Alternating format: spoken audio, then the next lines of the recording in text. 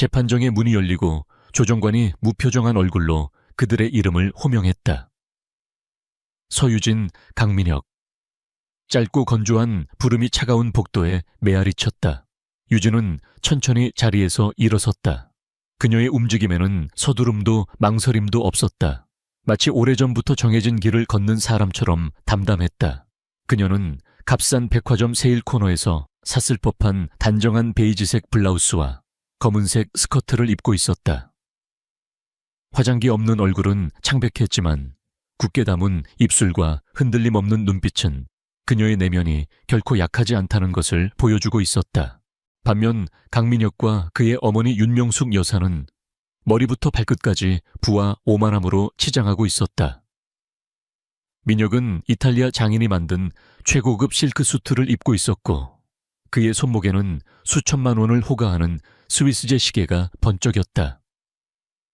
윤 여사는 실내임에도 불구하고 어깨에 밍크쇼를 걸치고 있었고 손가락과 목에는 그녀의 부를 과시하는 다이아몬드들이 조명 아래서 섬광을 발하고 있었다. 그들의 눈에는 유진에 대한 경멸이 노골적으로 담겨 있었다. 이제야 끝나는구나. 내 아들 인생의 오점을 지우는 날이야. 조정실로 들어서기 직전 윤 여사가 유진이 들으라는 듯이 큰 소리로 쏘아붙였다. 그녀의 목소리는 날카로운 칼날처럼 유진의 귓가를 스쳤다. 고아 출신에 가진 것 하나 없는 애를. 며느리라고 들였을 때부터 알아봤지. 3년 동안 애 하나 못 낳고 내 아들 앞길에 도움은커녕 방해만 되는 너 같은 애는 빨리 파이다.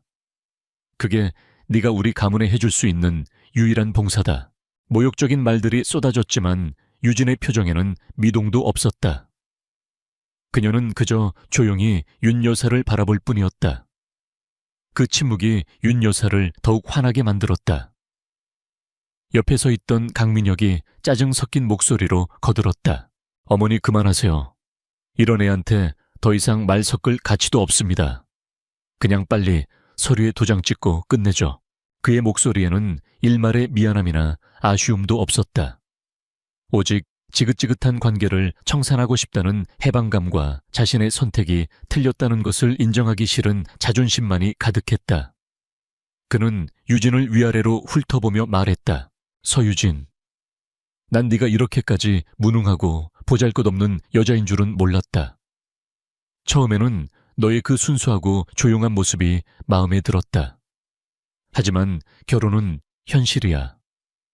내 사업 파트너들의 아내들은 모두 명문가 출신의 남편 사업을 위해 발벗고 나서는데 넌 뭘 했지? 집구석에 틀어박혀 그림이나 끄적이는 게 네가 할 수 있는 전부였나? 내 체면이 얼마나 깎였는지 알아. 유진은 속으로 조용히 숫자를 세고 있었다. 하나, 둘, 셋. 3년 정확히는 1095일. 그녀는 돌아가신 어머니와의 약속을 지키기 위해 이 모든 것을 견뎌왔다. 유진아, 세상은 돈과 권력만으로 움직이는 게 아니란다. 진정한 사랑은 그런 것들 너머에 있어. 평범한 사람으로 살면서 너의 배경이 아닌 너 자신을 사랑해주는 사람을 만나렴. 어머니의 유언은 그녀에게 성서와도 같았다. 그래서 그녀는 세계적인 거대 기업 엘리시움 그룹의 유일한 상속녀라는 신분을 숨기고 평범한 미대 졸업생 서유진으로 살았다. 그리고 운명처럼 강민혁을 만났다. 처음에는 그의 열정적이고 자신감 넘치는 모습에 끌렸다. 그는 그녀의 평범함을 사랑한다고 말했다. 하지만 그 사랑은 그의 야망이라는 거대한 용광로 속에서 너무나도 쉽게 녹아내렸다. 조정은 10분도 채 걸리지 않았다. 양측 모두 이혼에 합의했고 재산 분할 같은 복잡한 문제도 없었다. 애초에 유진은 빈손으로 왔고 빈손으로 나갈 생각이었기 때문이다.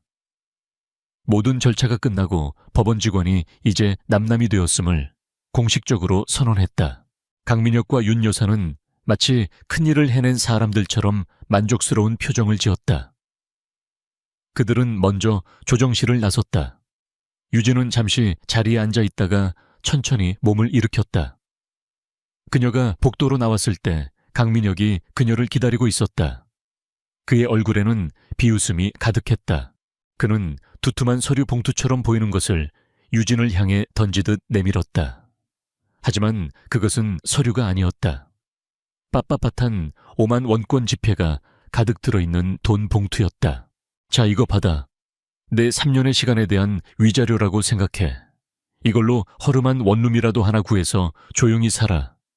다시는 내 눈앞에, 우리 가족 앞에 나타나지 마. 네, 그 가난하고 불행한 기운이 없는 것 같으니까.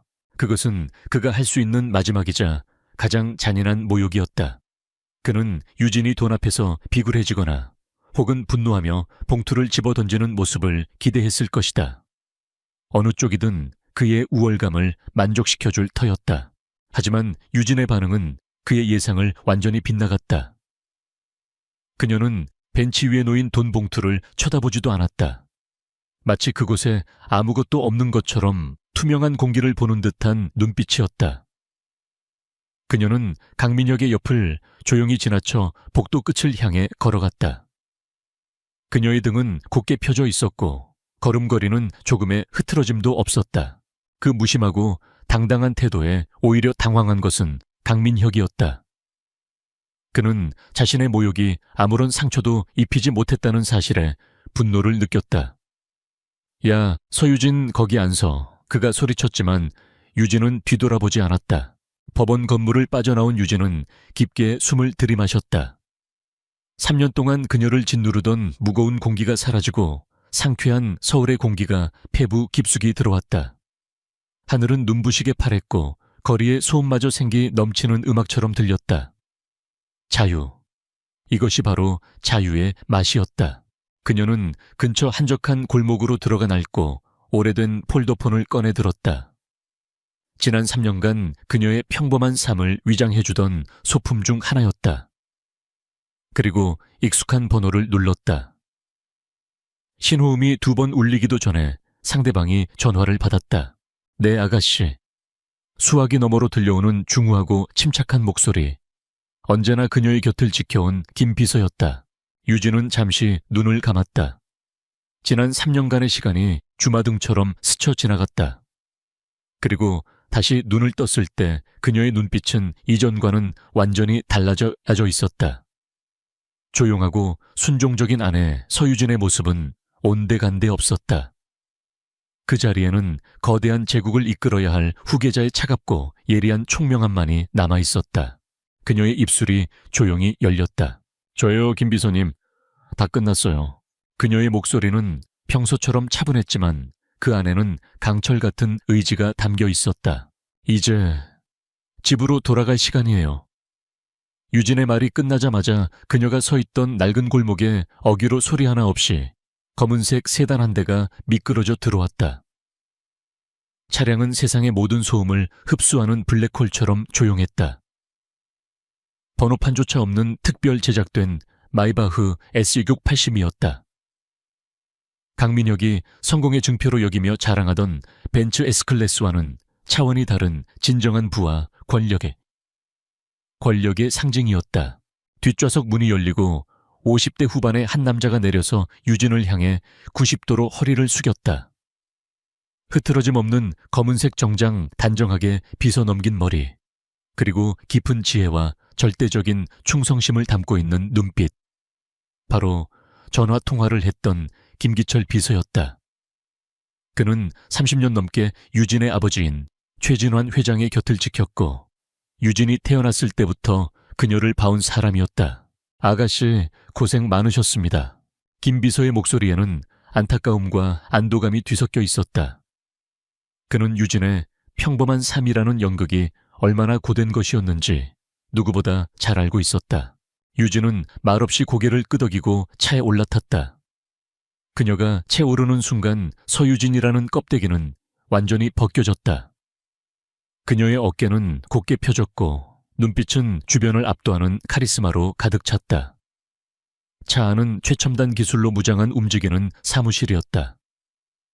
방음 처리가 완벽해 바깥 세상의 소음은 한 점도 들리지 않았고 좌석 앞에는 여러 개의 스크린이 매립되어 있었다. 김 비서는 유진의 맞은편에 앉으며 방금 전까지 그녀가 들고 있던 낡은 폴더폰을 받아 특수 제작된 파우치에 넣었다. 그리고 최신형 태블릿 PC를 그녀에게 건넸다. 회장님께서 많이 기다리셨습니다. 지난 3년간 아가씨의 결정에 단 한 번도 간섭하지 않으셨지만 매일 밤잠을 설치셨습니다. 유진은 태블릿을 받아들며 창밖을 바라보았다. 빠르게 스쳐 지나가는 서울의 풍경이 낯설게 느껴졌다. 3년 전 그녀는 어머니의 유언을 가슴에 품고 이 세계를 떠났었다. 유진의 어머니 이선화 여사는 명망 높은 학자 집안 출신이었지만 최진환 회장과 결혼하면서 부와 권력의 세계가 얼마나 비정한 곳인지를 뼈저리게 느꼈다. 그녀는 세상을 떠나기 전 어린 유진의 손을 잡고 이렇게 말했다. 우리 딸 돈 때문에 웃고 돈 때문에 우는 사람들 틈에서 살지 않게 해주고 싶어. 아빠의 재산이 아니라 너라는 사람 자체를 소중히 여겨줄 사람을 만나 진정한 행복을 찾으렴. 엄마는 네가 그렇게 살기를 바라. 아버지 최진환 회장은 아내의 마지막 소원을 참아 거절할 수 없었다. 그는 피눈물을 삼키며 외동딸을 평범한 세상으로 떠나보냈다. 물론 완벽한 안전장치를 마련해둔 채였다. 김 비서가 멀리서 그녀를 보호했고 최소한의 생활비가 입금되는 익명의 신탁 계좌가 있었다. 하지만 그 외에는 어떤 도움도 간섭도 없었다. 그것이 약속이었다. 유진은 그 약속을 지키기 위해 강민혁과의 결혼 생활을 견뎠다. 그녀는 진심으로 노력했다. 그의 작은 성공에 함께 기뻐하고 그의 좌절에 함께 아파했다. 하지만 그녀의 진심은 그의 야망에 비하면 너무나도 무력했다. 그는 그녀의 가난을 자신의 실패에 대한 변명거리로 삼았고 그녀의 평범함을 자신의 발목을 잡는 족쇄로 여겼다. 결국 강민혁은 어머니가 경고했던 바로 그 부류의 남자임을 스스로 증명해 보인 셈이었다. 이제 실험은 끝났다. 그리고 실패했다. 어머니의 꿈은 이상이었어요. 현실은 훨씬 더 잔혹하다는 걸 이제는 알아요. 유진이 나지막이 읊조렸다. 김 비서는 아무 말 없이 고개만 숙였다. 유진의 손가락이 태블릿 화면 위를 빠르게 움직이기 시작했다. 화면에는 엘리시움 그룹의 현안들이 빼곡히 정리되어 있었다. 특히 그녀의 눈길을 사로잡은 것은 아쿠아스텔라 리조트 인수 건이었다. 제주도에 위치한 최고급 리조트로 최근 경영난으로 시장에 매물로 나왔다. 엘리시움 그룹의 호텔 체인인 엘리시안 드림에서 인수를 추진 중이었지만 경쟁자가 나타나면서 난항을 겪고 있었다. 경쟁자는 태영건설, 대표는 강태준. 김 비서가 간략하게 보고했다. 강민혁의 사촌 형입니다. 태영건설은 최근 몇 년간 공격적으로 사업을 확장하며 저희와 몇 번 마찰이 있었습니다. 이번 리조트 인수건에도 사활을 걸고 있는 듯합니다. 유진의 입가에 차가운 미소가 걸렸다. 강민혁, 그리고 그의 가문. 정말 지독한 우연이었다. 아니, 어쩌면 필연일지도 모른다. 태영건설의 자금 조달 계획 재무제표, 최근 5년간의 수주 실적, 그리고 강태준 대표의 개인 신상 정보까지. 10분 안에 제게 보고하세요. 그녀의 목소리는 부드러웠지만 거역할 수 없는 힘이 있었다. 3년간 그림이나 그리던 가정주부의 모습은 어디에도 없었다. 막대한 정보를 순식간에 꿰뚫어 보고 핵심을 파악하는 타고난 경영자의 모습이었다. 그리고 강민혁의 JM건설. 그 회사에 대한 모든 것을 샅샅이 조사해 주세요. 설립자금 출처, 세무기록 수주했던 모든 프로젝트의 계약서, 원본 하청업체와의 관계까지, 먼지 한 톨까지 전부 다요. 알겠습니다, 아가씨. 김 비서는 즉시 태블릿으로 지시를 내리기 시작했다. 엘리시움 그룹의 정보팀은 국가정보기관에 버금가는 능력을 갖추고 있었다. 유진이 요구한 정보들이 실시간으로 그녀의 태블릿에 전송되기 시작했다. 유진은 엄청난 양의 데이터를 무서운 속도로 흡수했다. 그녀의 두뇌는 최고 성능의 슈퍼컴퓨터처럼 정보를 분석하고 연결하고 재구성했다. JM건설의 재무제표에서 몇 가지 이상한 자금 흐름을 발견했고, 태영건설이 리조트 인수를 위해 무리하게 자금을 끌어모으고 있다는 약점을 간파했다. 그녀의 눈빛이 날카롭게 빛났다. 김 비서님, 유럽 자산 운용팀에 연락해서 태영건설에 자금을 대주기로 하는 제2금융권 회사들의 채권을 대량 매입하도록 하세요. 그리고 싱가포르에 있는 우리 페이퍼 컴퍼니를 통해 아쿠아 스텔라 리조트의 부실 채권을 조용히 사들이기 시작하세요. 시장의 공포 분위기를 조성하는 겁니다. 알겠습니다. 하지만 태영건설의 반발이 거셀 겁니다. 괜찮아요. 그들은 우리가 누구인지 모를 테니까. 그들은 보이지 않는 유령과 싸우게 될 겁니다. 그녀의 전략은 대담하고 정교했다. 직접적인 공격이 아닌 상대의 돈줄을 끊고 심리적으로 압박하여 스스로 무너지게 만드는 방식이었다. 최진환 회장의 공격적인 스타일과는 다른 훨씬 더 치밀하고 무서운 방식이었다. 차가 한남동의 고급 주택가로 접어들었다. 높은 담장과 울창한 나무들로 둘러싸인 외부와는 완벽하게 차단된 거대한 저택 앞에 차가 멈췄다. 3년 만에 돌아온 그녀의 집이었다. 유진이 차에서 내리자 정문이 소리 없이 열리고 수십 명의 사용인들이 양옆으로 도열하여 90도로 허리를 숙였다. 아가씨 돌아오신 것을 환영합니다. 그들의 우렁찬 목소리가 저택 전체에 울려 퍼졌다. 유진은 잠시 그들을 둘러보았다. 강민혁의 작은 아파트에서 느꼈던 답답하고 구질구질한 공기와는 완전히 다른 권위와 질서로 가득 찬 공기였다. 그녀는 더 이상 초라한 이혼녀 서유진이 아니었다. 대한민국 경제계의 거대한 제국 엘리시움 그룹의 유일한 상속녀 최유진. 불사조는 잿더미 속에서 부활했다. 이제 그녀의 진짜 날개를 펼칠 시간이었다.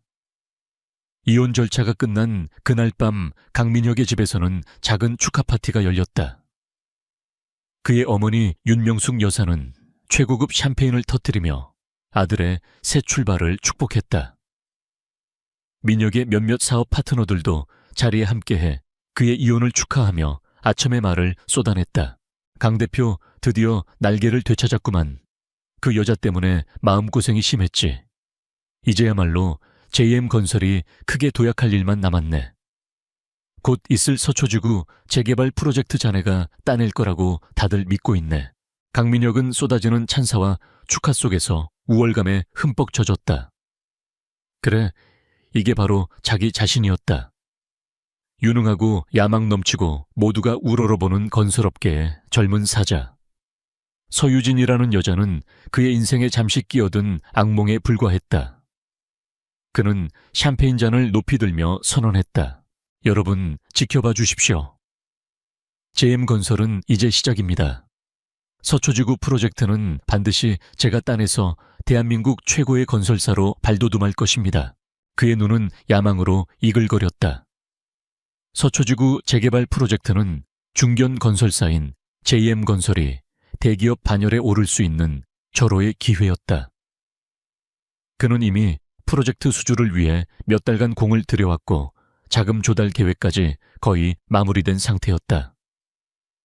모든 것이 완벽하게 그의 계획대로 흘러가고 있는 듯했다.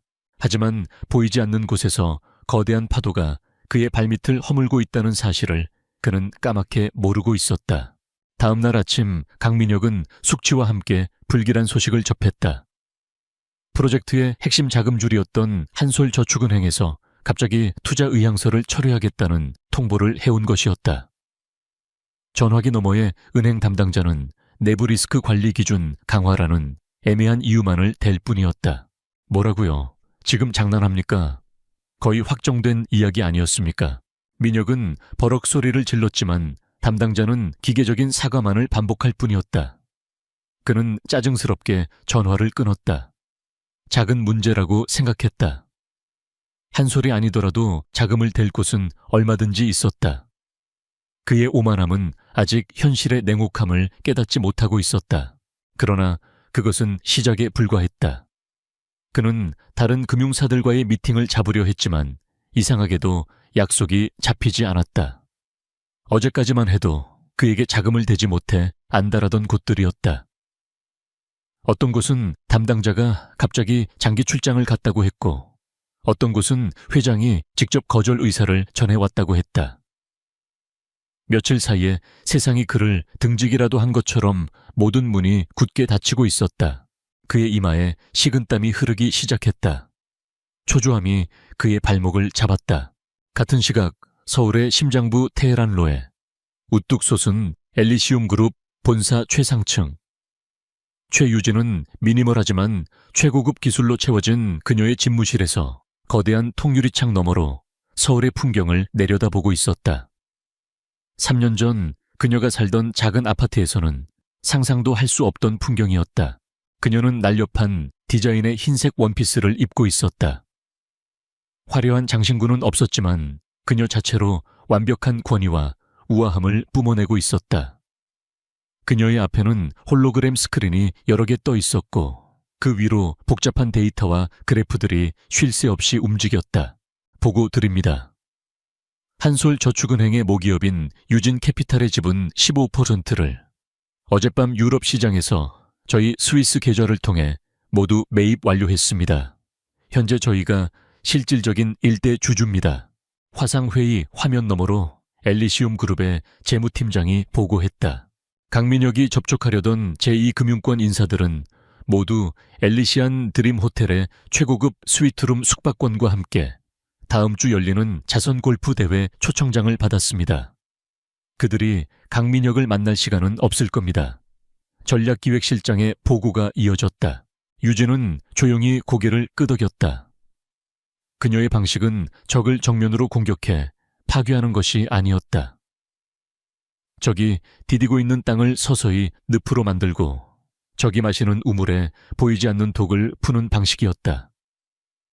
상대는 자신이 왜 쓰러지는지, 누가 자신을 공격하는지도 모른 채 서서히 질식하게 될 터였다. JM건설의 세무자료는 분석 끝났습니까? 네, 부회장님. 예상대로 여러 건의 탈세와 비자금 조성 정황이 포착되었습니다. 특히 5년 전 진행했던 평택물류단지 공사에서 하청업체 대금을 부풀려 차액을 빼돌린 정황이 뚜렷합니다. 유진의 눈빛이 차갑게 빛났다. 증거 자료는 완벽하게 확보해두세요. 아직은 때가 아닙니다. 낚시를 할 때는 물고기가 미끼를 완전히 삼킬 때까지 기다려야 하죠. 그때 그녀의 책상 위에 놓인 인터폰이 울렸다. 김 비서의 목소리였다. 아가씨, 태영건설의 강태준 대표가 강민혁 대표와 방금 통화한 내용입니다. 유진이 손짓하자 음성 파일이 재생되었다. 다급하고 불안에 가득 찬 강태준의 목소리가 터져 나왔다. 민혁아, 큰일 났다. 아쿠아스텔라 리조트 인수건 거의 다 된 줄 알았는데 갑자기 모든 게 엉망진창이야. 자금을 대주기로 한 곳들이 전부 발을 빼고 있어. 시장에는 리조트에 숨겨진 부채가 있다느니, 건물에 구조적 결함이 있다느니 하는 악성 루머가 돌고 있어. 우리 회사 주가까지 폭락하고 있다고. 이건 명백한 사보타주야. 그런데 누가 왜 이러는지 도저히 알 수가 없어. 마치 유령이랑 싸우는 기분이라고. 유진은 소리 없이 미소 지었다. 유령. 그래, 지금의 그녀는 그들에게 유령과도 같은 존재일 터였다. 그날 밤 강민혁은 자신의 사무실에 홀로 앉아 있었다. 화려했던 축하 파티의 열기는 온데간데 없고 싸늘한 절망감만이 그를 짓누르고 있었다. 서초지구 프로젝트 제안서는 너덜너덜해져 있었다. 사촌형의 다급한 목소리가 귓가에 맴돌았다. 우연이라고 하기에는 너무나도 기이한 일들이 동시에 벌어지고 있었다. 그는 처음으로 자신의 능력에 대한 의심을 품기 시작했다. 아니, 세상이 갑자기 자신에게 등을 돌린 것만 같았다. 그는 책상을 주먹으로 내리쳤다. 도대체 왜 나한테 이런 일이... 그의 오만했던 얼굴은 불안과 혼란으로 일그러져 있었다. 그는 보이지 않는 그물에 걸린 물고기처럼 필사적으로 발버둥 쳤지만 그럴수록 그물은 더욱더 세게 그를 조여왔다. 그는 아직도 그 그물을 던진 어부가 3일 전 자신이 가난하고 무능하다며 내쫓았던 바로 그 여자 서유진이라는 사실을 꿈에도 상상하지 못하고 있었다. 매년 가을 서울의 상류층 사회는 엘리시움 그룹이 주최하는 자선갈라 엘리시안 나이트를 중심으로 움직였다. 이 행사에 초대받는다는 것은 단순히 파티에 참석하는 것을 넘어 대한민국 1%에 속해 있음을 증명하는 하나의 의식과도 같았다. 최고급 호텔의 그랜드 볼룸은 수천 개의 크리스탈이 쏟아내는 은하수 같은 불빛 아래 현실 세계의 신들이 모이는 올림포스 신전처럼 보였다. 정계의 거물 대한민국을 움직이는 재벌 총수들, 톱스타 연예인들이 저마다의 화려함을 뽐내며 서로의 권력과 부를 확인하는 자리였다. 강민혁과 윤명숙 여사는 필사적으로 이 자리에 참석했다. 과거의 인맥을 총동원하고 억대에 달하는 기부금을 약정하고 나서야 겨우 구석진 테이블 하나를 차지할 수 있었다. 그들에게 이 파티는 마지막 남은 동아줄이었다. JM건설은 자금난으로 부도 직전에 몰려 있었고 태영건설 역시 정체불명의 공격에 휘청이고 있었다. 여기서 새로운 투자자를 찾거나 유력 인색에 도움을 청하지 못하면 모든 것이 끝장이었다. 두 사람은 겉으로는 필사적으로 태어난 척했다. 강민혁은 가장 비싼 턱시도를 차려입었고 윤 여사는 이제는 얼마 남지 않은 재산을 털어 마련한 다이아몬드 목걸이로 앙상한 목을 감쌌다. 하지만 그들의 미소 뒤에는 초조함과 절박함이 역력했다. 미녀가 저기 신한그룹 박 회장님께 가서 인사라도 드려보렴. 내 아버지와 예전에 사업을 같이 하셨잖니. 윤 여사가 아들의 옆구리를 쿡쿡 찔렀다. 가봤자 소용없어요, 어머니. 벌써 몇 번이나 문전박대 당했다고요. 강민혁이 신경질적으로 대답했다. 그의 눈은 먹잇감을 찾는 굶주린 늑대처럼 끊임없이 좌중을 훑고 있었다. 그는 이 모든 불행이 그저 운이 나빴기 때문이라고, 이 위기만 넘기면 다시 예전의 영광을 되찾을 수 있다고 스스로를 세뇌하고 있었다. 시간이 흐르고 장내의 모든 조명이 꺼지며 웅장한 음악이 울려 퍼졌다. 행사의 주최자인 엘리시움 그룹의 최진환 회장이 등장할 시간이었다. 무대 위 스포트라이트가 켜지고 사회자가 격앙된 목소리로 외쳤다. 여러분, 뜨거운 박수로 맞아주십시오. 대한민국 경제의 거인 엘리시움 그룹의 최진환 회장님이십니다. 엄청난 박수갈채와 함께 최진환 회장이 무대 위로 걸어 나왔다. 그는 70에 가까운 나이였지만 흐트러짐 없는 자세와 상대를 압도하는 깊은 눈빛은 여전히 날카로웠다. 그는 살아있는 전설 그 자체였다. 그가 연단에 서자 시끄럽던 볼룸은 순식간에 물을 뿌린 듯 조용해졌다. 그는 엘리시움 그룹의 사회공헌 활동에 대해 간략하게 연설했다. 그리고 잠시 말을 멈추고 장내를 둘러보았다. 그의 시선이 닿는 곳마다 사람들은 숨을 죽였다. 그리고 오늘 밤 이 자리를 빌려 여러분께 제 개인적인 그러나 매우 중요한 발표를 하고자 합니다. 사람들의 얼굴에 호기심이 떠올랐다.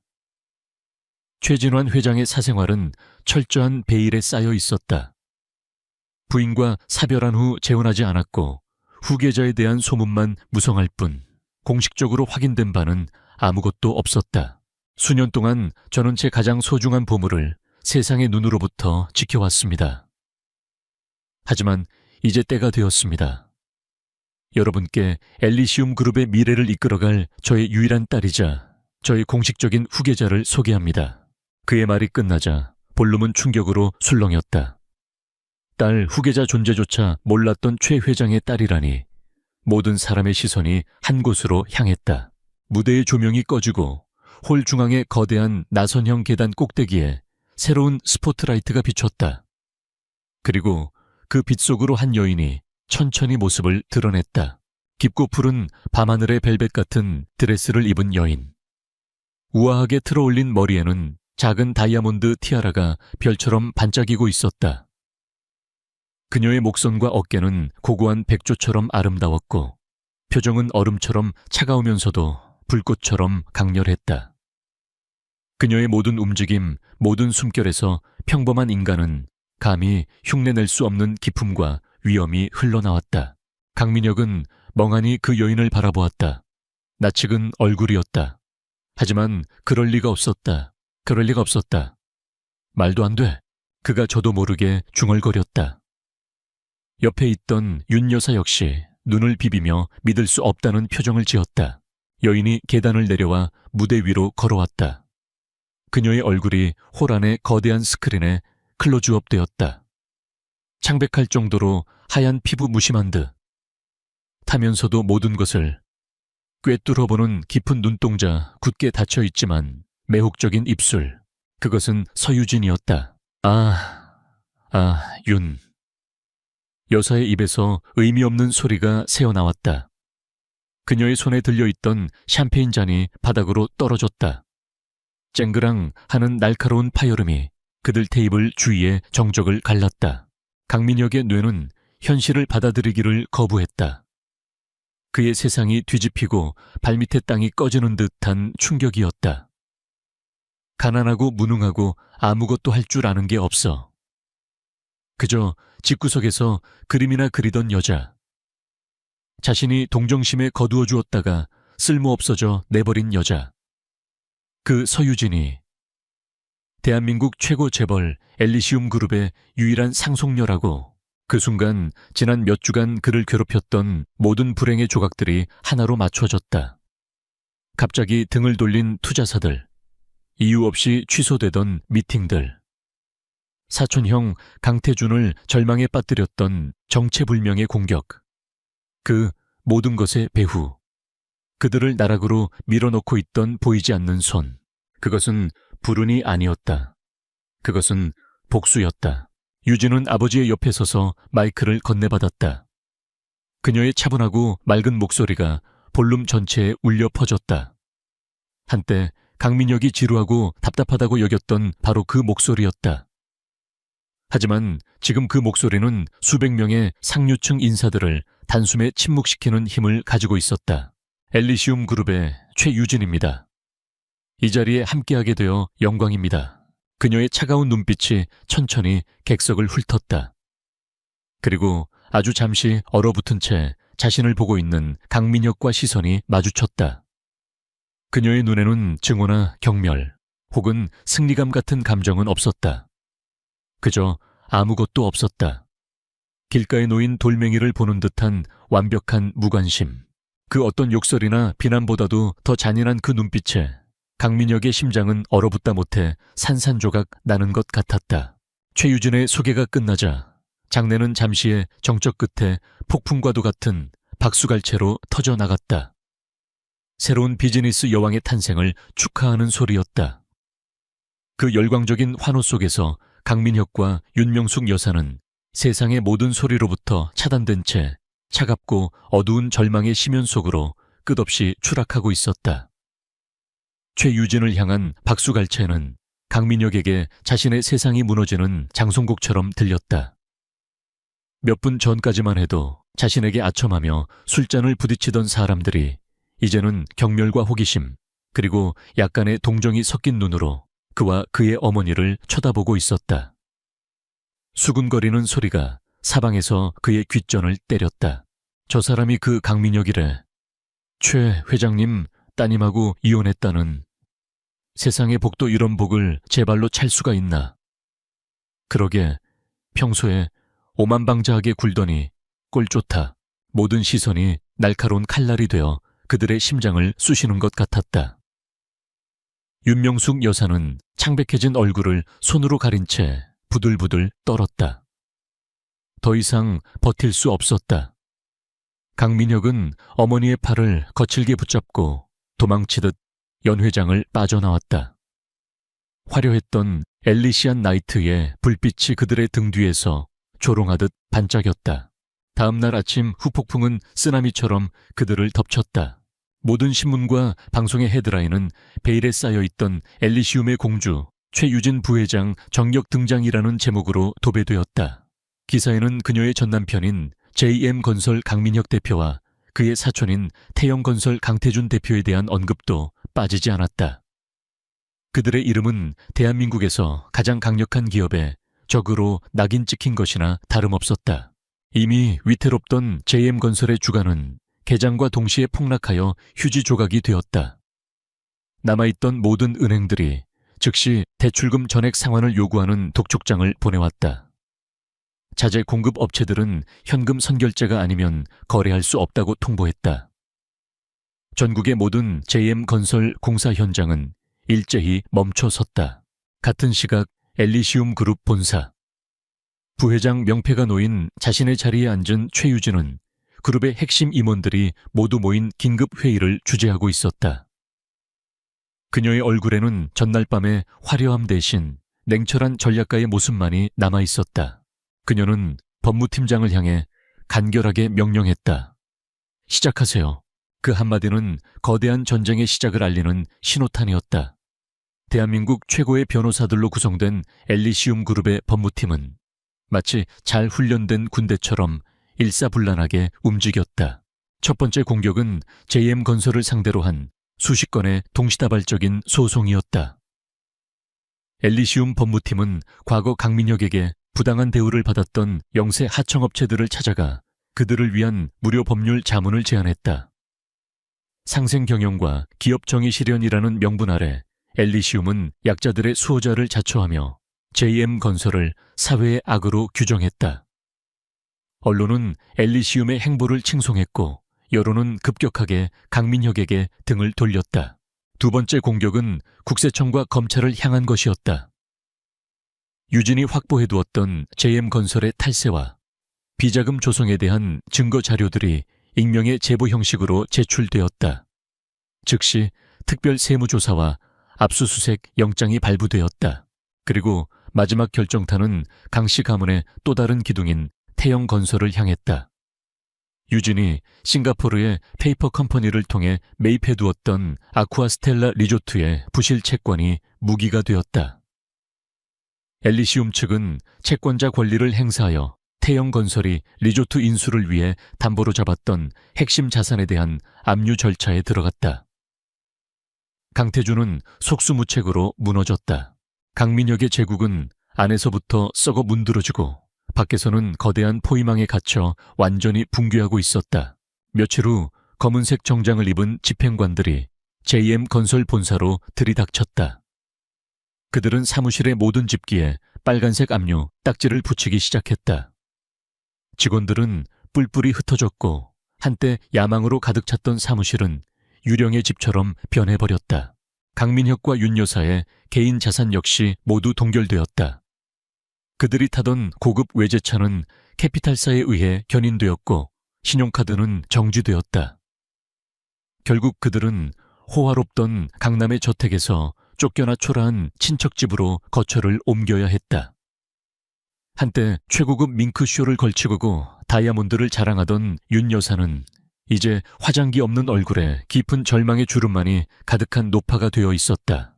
강민혁은 미친 사람처럼 전화를 돌렸다.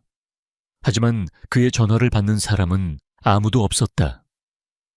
그는 완벽한 기피 인물이 되어 있었다.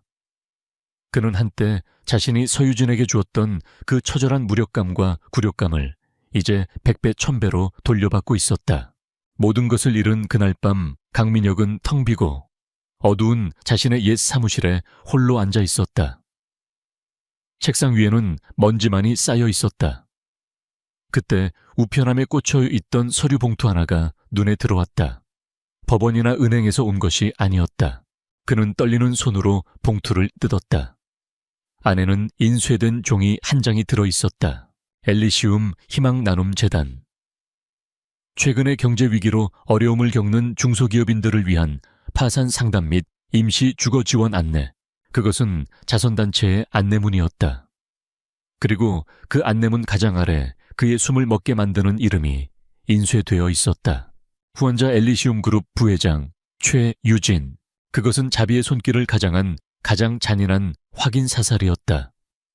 그의 운명이 처음부터 끝까지 그녀의 손안에 있었음을 알리는 최종 선고였다.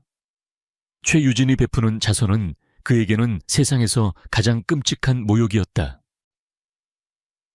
강민혁은 종이를 미친 듯이 구겨 쥐었다. 그의 몸이 분노와 절망 그리고 거대한 공포에 사로잡혀 격렬하게 떨리고 있었다. 그의 오만했던 제국은 이렇게 먼지 한 줌 남기지 않고 완벽하게 허물어졌다. 강민혁은 모든 것을 잃었다. 회사 재산 명예, 그리고 가족의 존경까지. 그의 내면은 걷잡을 수 없는 분노와 자기 연민, 그리고 해답을 찾고 싶은 필사적인 욕망으로 들끓었다. 그는 최유진을 마지막으로 한 번만이라도 만나야 했다. 왜? 도대체 왜 이렇게까지 해야만 했는지 그 이유를 직접 들어야만 했다. 그는 며칠 동안 폐인처럼 지내다 신문기사 한 구석에서 그녀의 동정을 발견했다. 엘리시움 재단이 후원하는 새로운 현대미술관 개관식에 최유진 부회장이 참석한다는 소식이었다. 그것이 그의 마지막 기회였다. 개관식이 열리는 미술관은 고요하고 세련된 공간이었다. 하얀 벽에 걸린 추상화들은 그 자체로 하나의 세계를 이루고 있었고, 은은한 조명은 작품의 아름다움을 극대화했다. 지금 강민혁이 머무는 곰팡내 나는 어두운 단칸방과는 완전히 다른 세상이었다. 최유진은 그곳에 있었다. 우아하고 침착한 모습으로 예술가들과 담소를 나누고 있었다. 김비서와 눈에 띄지 않는 경호원들이 그녀의 주위를 지키고 있었다. 며칠간 씻지도 못해 헝클어진 머리와 구겨진 옷차림의 강민혁은 그 모습만으로도 이 고결한 공간의 이물질이었다. 그는 경호원들의 눈을 피해 미술관의 조금 더 한적한 구역에서 마침내 그녀와 마주쳤다. 최유진, 그의 목소리는 갈라지고 거칠었다. 유진은 천천히 돌아보았다. 그녀의 눈에는 놀라움도 두려움도 없었다. 마치 언젠가 이런 순간이 올 줄 알았다는 듯이 담담했다. 이게 다 내 짓이었어. 처음부터 끝까지 강민혁이 그녀에게 달려들 듯 소리쳤다. 재미있었나? 내가 무너지는 걸 보는 게 즐거웠어. 왜 대체? 왜 내가 당신을 버렸다는 이유만으로 이렇게까지 해야 했어? 이게 당신의 유치한 복수야. 그는 자신을 비극의 주인공으로 그녀를 잔인하고 비이성적인 마녀로 몰아가려 했다. 그의 분노에 찬 비난에도 유진의 표정에는 어떤 균열도 보이지 않았다. 그녀의 침착함이 오히려 그의 분노를 더욱 증폭시켰다. 마침내 그녀가 입을 열었다. 그녀의 목소리는 얼음장처럼 차가웠다. 복수라고 착각하지 마, 강민혁 씨. 당신은 그럴 만큼 중요한 사람이 아니었어. 그 한마디가 강민혁의 자기중심적인 세계관을 단숨에 무너뜨렸다. 그는 할 말을 잃고 멍하니 그녀를 바라보았다. 유진은 경멸하는 전처가 아닌 판결을 내리는 판사처럼 그의 죄목을 하나하나 읊기 시작했다. 내가 당신을 무너뜨린 건 당신이 나와 이혼했기 때문이 아니야. 당신이 약한 하청업체들을 착취해서 회사를 세운 사기꾼이었기 때문이지. 내가 당신을 무너뜨린 건 당신이 나라의 세금을 도둑질한 탈세범이었기 때문이야. 내가 당신을 무너뜨린 건 당신의 그 오만함이 주변의 모든 사람들을 불행하게 만드는 독버섯이었기 때문이라고. 그녀는 한 발짝 더 다가섰다. 그녀의 눈빛은 날카로운 메스처럼 그의 심장을 파고들었다. 이건 우리 둘 사이의 문제가 아니야. 당신 때문에 길거리에 나앉아야 했던 저 하청업체. 사장님 당신이 체불한 임금 때문에 아이들 학원도 못 보냈던 그 직원들. 이건 그 사람들을 위한 정의의 실현이야. 당신은 단 한 번이라도 그들의 고통을 생각해 본 적 있어. 강민혁은 그녀의 논리와 차가운 무관심 앞에서 완전히 무너져 내렸다. 그의 분노는 힘을 잃고 억울함은 설 자리를 잃었다. 그는 처음으로 자기 자신이라는 진실과 마주해야 했다. 그는 사기꾼이었고 탈세범이었고 오만한 폭군이었다. 그는 무릎이라도 꿇을 것처럼 몸을 휘청였다. 하지만 당신은 내 곁에 있었잖아. 3년 동안이나. 모든 걸 봤으면서 왜 아무 말도 하지 않았던 거야? 그것은 그의 마지막 질문이었다. 그녀가 한때는 자신을 사랑했다는 아주 작은 증거라도 찾고 싶은 처절한 몸부림이었다. 유진의 입가에 희미하고 서글픈 미소가 떠올랐다. 난 실험을 하고 있었어. 돌아가신 내 어머니가 내게 남겨준 마지막 숙제였지. 최유진의 돈과 배경이 아니라 서유진이라는 사람 그 자체를 사랑해줄 남자를 찾을 수 있을까 하는 실험. 당신은 순종적이고 평범한 아내라는 이미지를 사랑했지. 당신의 야망에 거치적거리는 순간 당신은 그 여자를 쓰레기처럼 버렸고, 당신이 실패한 건 내가 아니야, 강민혁. 당신은 그 시험에서 스스로 낙제한 거야. 그녀의 마지막 말은 사형 선고와도 같았다. 강민혁은 더 이상 아무 말도 할 수 없었다. 그의 영혼은 완전히 파괴되었다.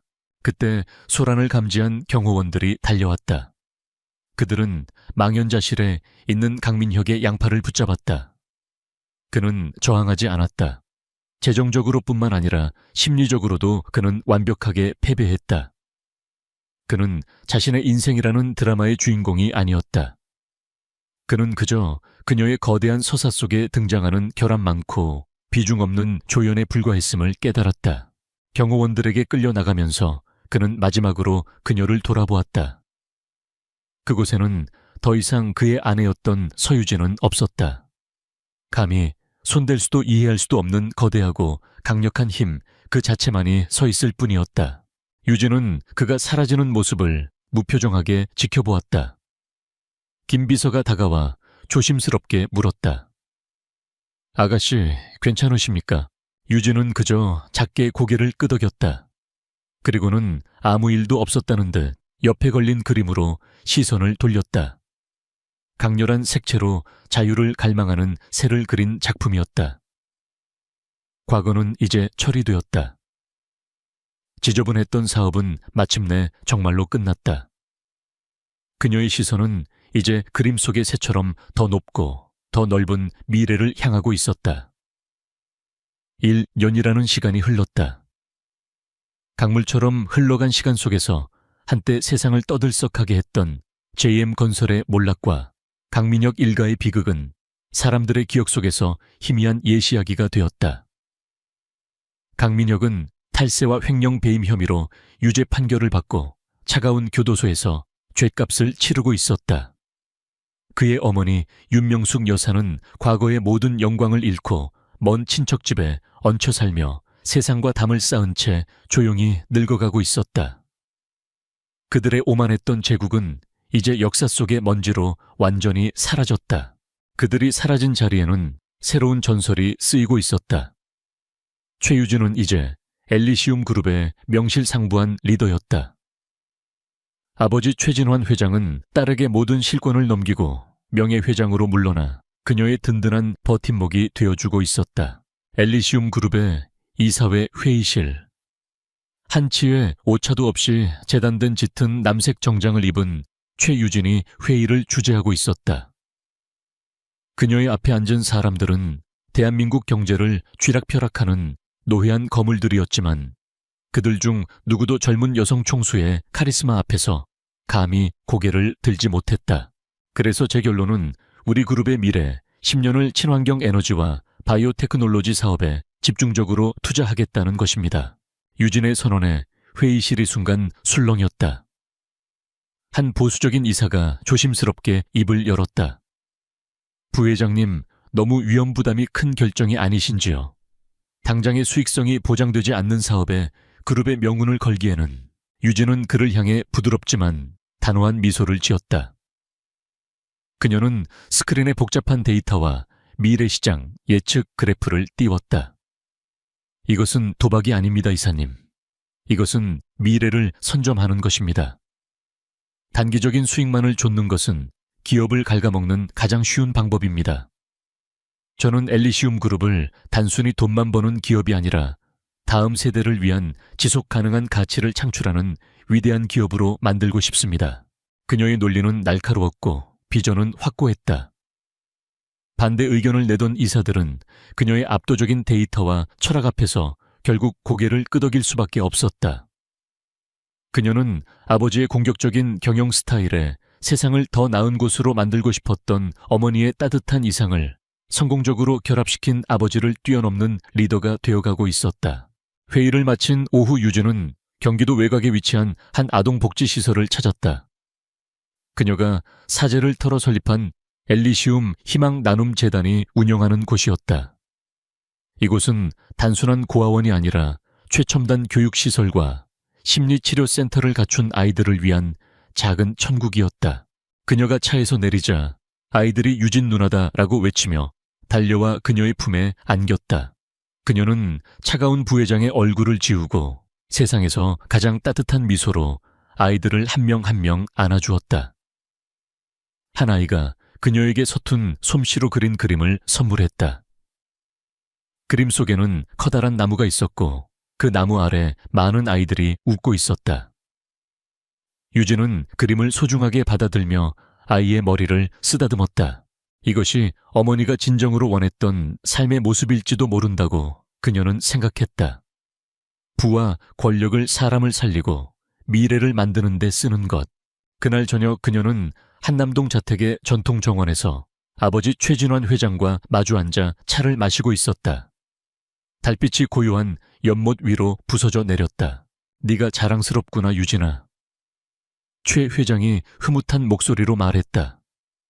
내 어미의 따뜻한 마음과 나의 냉철함을 모두 가졌어. 네가 이 아비보다 훨씬 더 위대한 리더가 될 게다. 과찬이세요 아버지. 아니다. 사실이다. 최 회장은 잠시 말을 멈췄다가 조심스럽게 물었다. 그 아이, 강민혁에 대한 생각은 이제 모두 정리되었느냐? 유진은 조용히 고개를 끄덕였다. 이제는 아무런 감정도 없어요. 증오도 연민도. 그냥 제 인생을 스쳐 지나간 수많은 사람들 중 한 명일 뿐이에요. 어쩌면 그 고통스러웠던 시간이 제가 잠에서 깨어나 진짜 제 자신을 찾게 해준 자명종이었을지도 모르죠. 그녀는 이제 더 이상 한 남자의 사랑에서 행복을 찾으려 하지 않았다. 그녀의 행복은 그녀 자신의 선택과 행동, 그리고 그녀가 만들어갈 미래 속에 있었다. 이야기의 마지막 장면. 유진은 엘리시움 그룹 본사 최상층 자신의 집무실에 홀로 서 있었다. 밤이 깊어 창밖의 서울은 마치 땅 위에 쏟아진 별들의 바다처럼 반짝였다. 이곳은 그녀가 복수를 계획하고 실행했던 지휘소였다. 하지만 이제 그녀에게 이곳은 파괴가 아닌 창조의 공간이었다. 그녀는 더 이상 이혼이나 재산 혹은 가문의 이름으로 정의되는 사람이 아니었다. 그녀는 자신의 의지와 비전으로 스스로를 정의하는 사람이었다. 그녀의 마음속에는 완벽한 평화와 충만함이 자리 잡고 있었다. 유진은 창밖의 도시를 바라보며 아주 옅고 자신감 넘치는 미소를 지었다. 그녀는 마침내 그녀 자신만의 새로운 하늘을, 그녀 자신만의 위대한 시작을 만들어낸 것이었다.